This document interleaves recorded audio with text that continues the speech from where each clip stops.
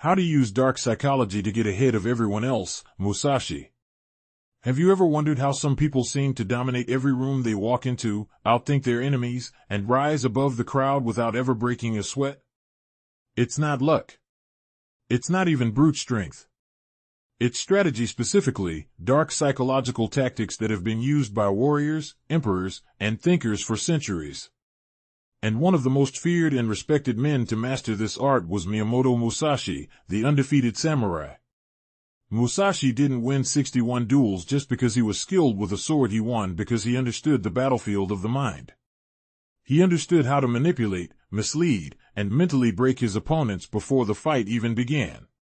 In the Book of Five Rings, Musashi explains how deception, unpredictability, and mental warfare are as crucial as physical combat. This is where dark psychology comes in. It's not about being evil, it's about understanding human nature so deeply that you can predict behavior, exploit weaknesses, and stay 5 moves ahead. Musashi used misdirection, showing up late to duels, fighting with wooden swords, even looking sloppy to throw off his enemies' expectations and disrupt their mental state. He mastered emotional control, never letting anger or ego dictate his decisions. And he believed that the greatest warrior wins without fighting at all. In your own life, whether it's business, relationships, or social situations, you can use these same principles. Master your emotions so others can't manipulate you. Study body language to detect lies and weaknesses. Use silence to make people uncomfortable and reveal their intentions.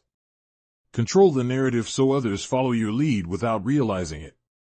Understand that most people are reactive, predictable, ruled by impulse and fear. Musashi wasn't. And if you want to get ahead of everyone else, you can't be either. Study the mind like a warrior studies the blade. Use dark psychology not to destroy others, but to rise above them. Because in the end, power belongs to the one who understands how the game is played and plays it better than anyone else.